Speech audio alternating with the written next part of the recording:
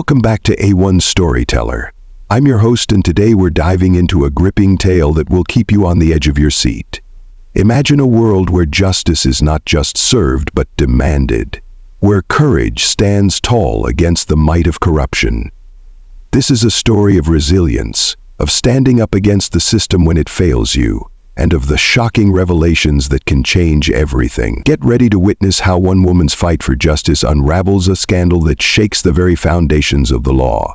So, buckle up, and let's dive into this incredible story. It was a typical evening in the bustling city of New Haven. The sun had just set, casting a warm glow over the streets. Sarah Thompson, a 35-year-old black woman, was driving home from work. She had just finished a long day at the hospital where she worked as a nurse. She was tired but content, thinking about the dinner she would prepare for her family. As she drove through a familiar neighborhood, she noticed a police car pull up behind her. She glanced in her rearview mirror and saw the flashing lights. Her heart sank. She had done nothing wrong, but she knew all too well how these situations could unfold. She pulled over to the side of the road and waited. Two officers, Officer Johnson and Officer Martinez, approached her car. They were both white and had a reputation for being overly aggressive. "Good evening, ma'am," Officer Johnson began, his tone dripping with sarcasm. "Do you know why we pulled you over?" Sarah shook her head, trying to keep her voice steady. "No, officer, I wasn't speeding, and I have all my documents with me." Officer Martinez leaned in, his eyes narrowing. "We were just conducting a random check. You see, we have to make sure everyone is following the rules." Sarah felt a wave of frustration. She knew this was a pretext, but she decided to cooperate. She handed over her license and registration. As Officer Johnson took her documents, Officer Martinez began to mock her. "You know, ma'am, we get a lot of people like you who think they can break the rules." Sarah tried to ignore the comments, but it was getting harder.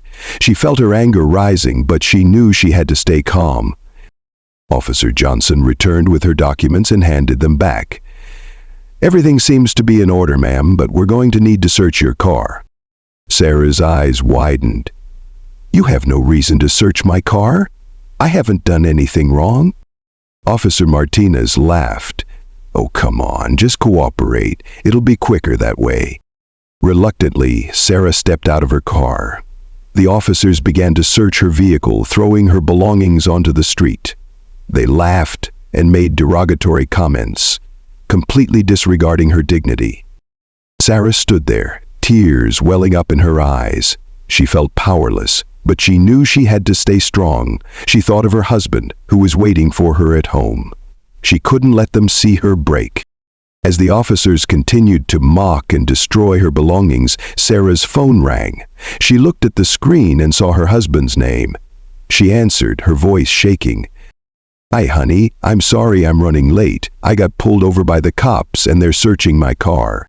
Her husband, Commissioner David Thompson, was the police commissioner of New Haven. He had been working late and was worried when she didn't answer his earlier calls. "Sarah, what's going on? Are you okay?" "I'm fine, but these officers are being completely unreasonable. They're searching my car and making racist comments." David's blood boiled. He knew his wife was a good person, and he knew the officers were out of line. "Stay calm, Sarah. I'll be right there."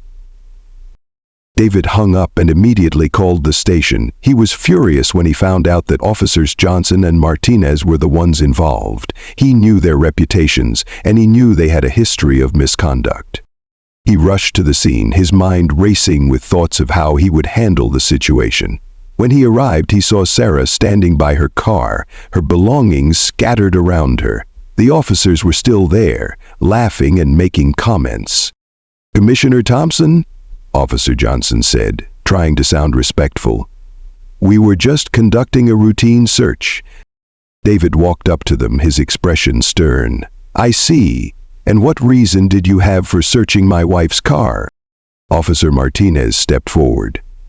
"Sir, we had reasonable suspicion."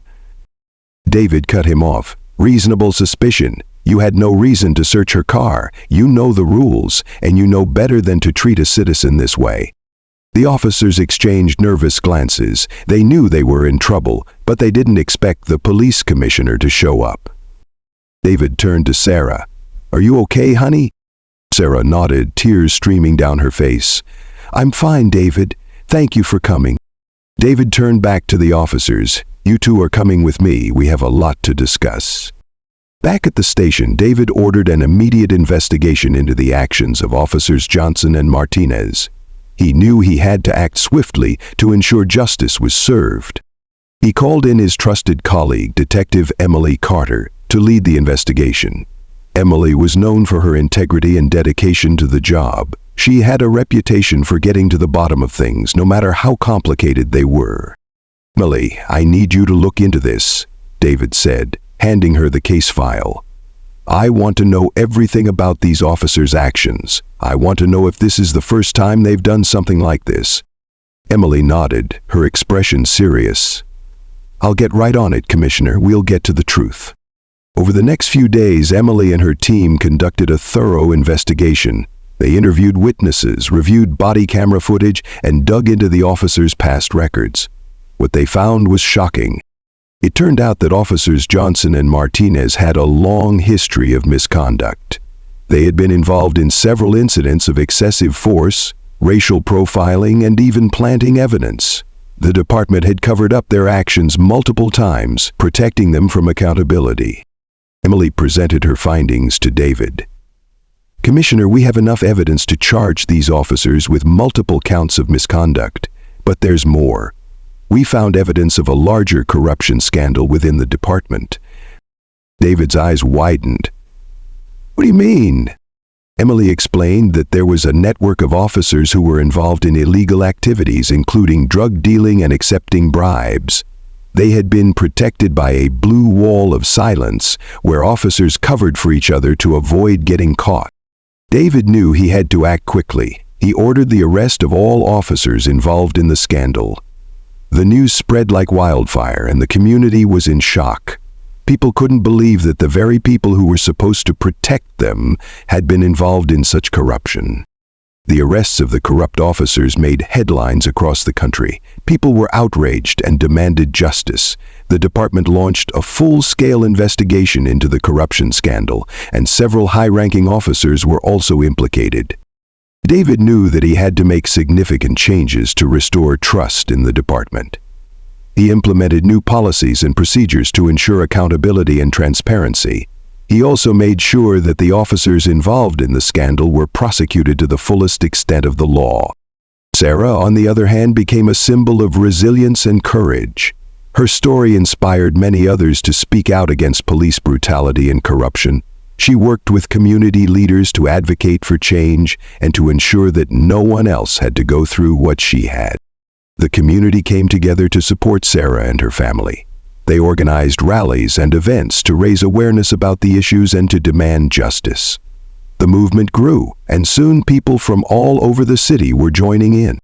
The trial of the corrupt officers was a landmark event. It was the first time in the city's history that such a large-scale corruption scandal had been brought to light. The courtroom was packed with spectators, and the media covered the trial extensively. The prosecution presented a strong case, relying on the evidence gathered by Detective Emily Carter and her team. The defense tried to argue that the officers were just doing their jobs, but the evidence was overwhelming. One by one, the officers were found guilty of multiple counts of misconduct, corruption, and abuse of power. They were sentenced to prison, and the department was ordered to pay restitution to the victims of their actions. Sarah testified in the trial, recounting her experience in detail. Her testimony was powerful and moving, and it helped to secure the convictions of the officers. She became a symbol of justice, showing that one person's courage could make a difference. In the months that followed, the city of New Haven began to heal. The department underwent significant changes, and new leadership was brought in to ensure that the corruption was rooted out. Training programs were implemented to teach officers about cultural sensitivity and the importance of serving the community with integrity. Sarah and David continued to work together to advocate for change. They started a foundation to support victims of police brutality and to promote community policing. Their efforts helped to build bridges between the police and the community, fostering a sense of trust and cooperation. The movement that Sarah had inspired continued to grow, and it spread to other cities across the country. People began to demand accountability and justice, and the message was clear: no one is above the law. And that's the story of Sarah Thompson and her fight for justice.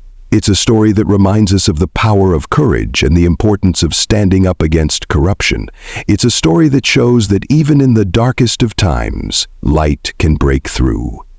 Thank you for joining me on this journey. If you enjoyed this story, make sure to like, share, and subscribe to A1 Storyteller for more gripping tales. Until next time, stay curious and keep exploring the world of stories.